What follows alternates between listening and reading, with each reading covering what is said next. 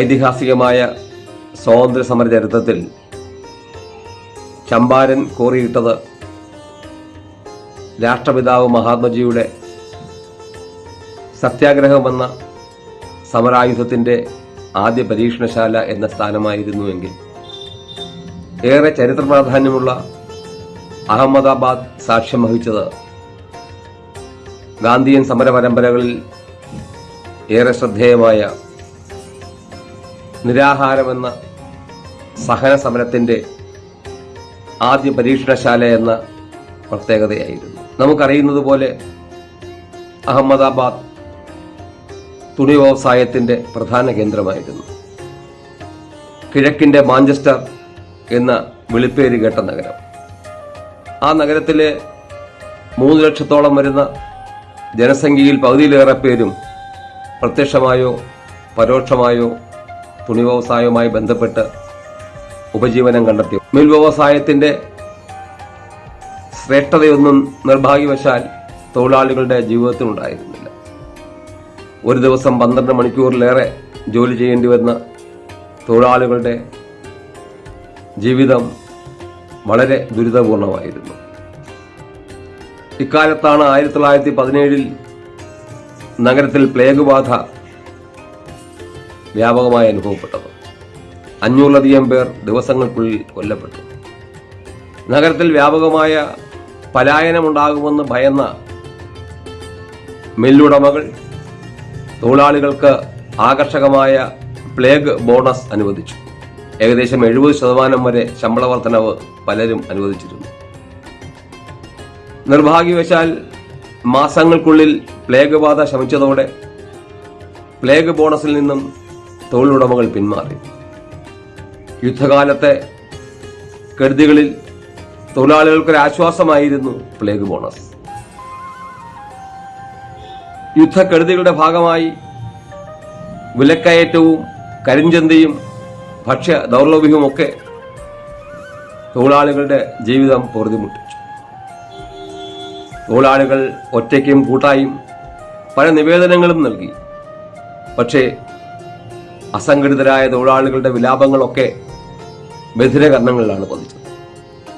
ഈ സാഹചര്യത്തിലാണ് അഹമ്മദാബാദിലെ തൊഴിലാളികൾക്കുള്ളിൽ ഏറെ സ്വാധീനമുള്ള ഒരു പൊതുപ്രവർത്തകയായ അനസൂയ ബഹൻ ഗാന്ധിജിക്ക് ഒരു സന്ദേശം അയച്ചു.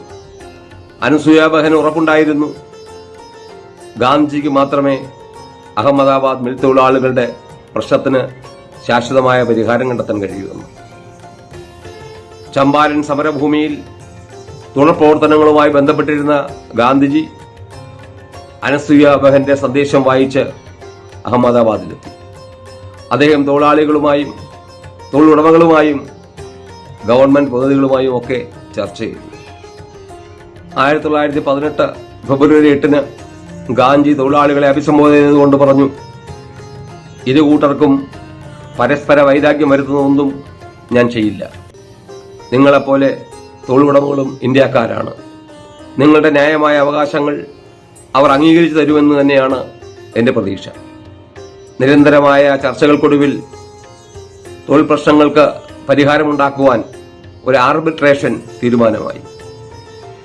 ഗാന്ധിജി ആശ്വാസത്തോടെ അവിടെ നിന്നും മടങ്ങി. നിർഭാഗ്യവശാൽ ചില തൊഴിലാളികളുടെ ഭാഗത്തു നിന്നുണ്ടായ ചില പ്രവർത്തനങ്ങളുടെ പേരിൽ മുതലാളിമാർ ഏകപക്ഷീയമായി ആർബിട്രേഷനിൽ നിന്നും പിന്മാറി. അന്തരീക്ഷം വീണ്ടും കലുഷിതമായി. തൊഴിലാളികൾ അസംതൃപ്തരായി, അസ്വസ്ഥരായി. വിവരമറിഞ്ഞ് ഖൈദ സത്യാഗ്രഹവുമായി ബന്ധപ്പെട്ട് നാദിയാബാദിലായിരുന്ന ഗാന്ധിജി അഹമ്മദാബാദിലേക്ക് പാഞ്ഞെത്തി. തൊഴിലാളികളുമായും മുതലാളിമാരുമായും ചർച്ച ചെയ്തു. തൊഴിലാളികളുടെ ഡിമാൻഡ് അംഗീകരിക്കുവാൻ മുതലാളിമാർ തയ്യാറായില്ല. ഗാന്ധിജിയുടെ ശ്രമങ്ങൾ വിഫലമായി. 1918 ഫെബ്രുവരി 22 അനിവാര്യമായ മിൽ തൊഴിലാളി പണിമുടക്ക് ഗാന്ധി പ്രഖ്യാപിച്ചു. പണിമുടക്ക് പ്രഖ്യാപിക്കുമ്പോൾ ഗാന്ധി വ്യക്തമായി പറഞ്ഞിരുന്നു, ഈ സമരം തികച്ചും അഹിംസയിൽ അധിഷ്ഠിതമായിരിക്കും. ആരോടും നമുക്ക് വൈരാഗ്യമില്ല. നമ്മുടെ അവകാശങ്ങൾ സംരക്ഷിക്കുന്നതിന്, നേടിയെടുക്കുന്നതിന് വേണ്ടിയാണ് ഈ സമരം. ഓരോ ദിവസവും അഹമ്മദാബാദ് നഗരത്തിലെ സബർമതി തീരത്ത് ബാബുൽ മരച്ചുവട്ടിൽ ആയിരക്കണക്കിന് തൊഴിലാളികൾ ഒത്തുകൂടും. അവരോട് ഗാന്ധി ആവേശകരമായി സംസാരിക്കും. ഗാന്ധിയുടെ പ്രസംഗം ജനങ്ങൾ ഹർഷാരവത്തോടെ സ്വീകരിക്കും. ആവേശകരമായ സമരം പല ദിവസങ്ങൾ പിന്നിട്ടു. 3 ആഴ്ചയോളം എത്തിയപ്പോഴേക്കും ആദ്യഘട്ടത്തിൽ കണ്ട ആവേശം കുറഞ്ഞു വരുന്നു എന്ന് ഗാന്ധിക്ക് തോന്നി. നിരന്തരമായ ദാരിദ്ര്യം തൊഴിലാളികളുടെ സമരവീര്യം കുറയ്ക്കുന്നതായി അവരുടെ ദൈന്യതയേറിയ മുഖങ്ങളിൽ നിന്നും വായിച്ചെറിഞ്ഞ ഗാന്ധിജി 1918 മാർച്ച് മാസം 15-ാം തീയതി ബാബുൽ മര ചുവട്ടിലെ സാധാരണ യോഗത്തിൽ വെച്ച് അസാധാരണമായൊരു പ്രഖ്യാപനം നടത്തി. നമ്മൾ മുന്നോട്ട് വച്ചിരിക്കുന്ന വേതന വർധനവ് എന്ന ആവശ്യം അംഗീകരിക്കുന്നതുവരെ ഞാൻ ആഹാരം ഉപേക്ഷിക്കുന്നു. തൊഴിലാളികൾ അത്ഭുതപ്പെട്ടുപോയി. തൊഴിലാളികളുടെ പ്രശ്നങ്ങൾ പരിഹരിക്കുന്നതിന് വേണ്ടി ഒരു മനുഷ്യൻ ഉപവാസ സമരം പ്രഖ്യാപിച്ചിരിക്കുന്നു. ഗാന്ധിയൻ സമരമുറകളിലെ ഐതിഹാസികമായ ഉപവാസ സമരമെന്ന പുതിയ സമരായുധം ലോക രാഷ്ട്രതന്ത്ര ശാസ്ത്രത്തിൽ അവിസ്മരണീയമായ തലങ്ങൾ സൃഷ്ടിച്ച ഉപവാസ സമരമെന്ന സഹന സമരത്തിന്റെ സമാരംഭം. സഹന സമരത്തിന്റെ വാർത്ത കാട്ടുതീ പോലെ നഗരത്തിന് പുറത്തുള്ള പ്രദേശങ്ങളിലും പടർന്നു. ആയിരക്കണക്കിന് ആളുകൾ ഗാന്ധിയെ സന്ദർശിക്കുവാനെത്തി. അവർ ഗാന്ധിയുടെ മുന്നിൽ കണ്ണീരണിഞ്ഞുകൊണ്ട് പറഞ്ഞു, ഈ നിശ്ചയദാർഢ്യത്തിൽ നിന്നും അങ്ങ് പിന്മാറണം. പക്ഷേ തന്റെ ലക്ഷ്യത്തിലെത്തുന്നതിൽ നിന്നും ഒരു ശക്തിക്കും തന്നെ പിന്തിരിക്കാനാകില്ല എന്ന് ഗാന്ധി ഉറപ്പു. സമരത്തിന്റെ തീവ്രത തൊഴിലാളികളെ മാത്രമല്ല മുതലാളിമാരെയും ഭരണകൂടത്തെയും അസ്വസ്ഥരാക്കി. മറ്റു മാർഗങ്ങളില്ലാതെ വന്നപ്പോൾ മുതലാളിമാർ ഒത്തുതീർപ്പിന് തയ്യാറായി. തൊഴിലാളികളുടെ ശമ്പള വർധനവ് അംഗീകരിക്കുവാൻ അവർ തയ്യാറായി.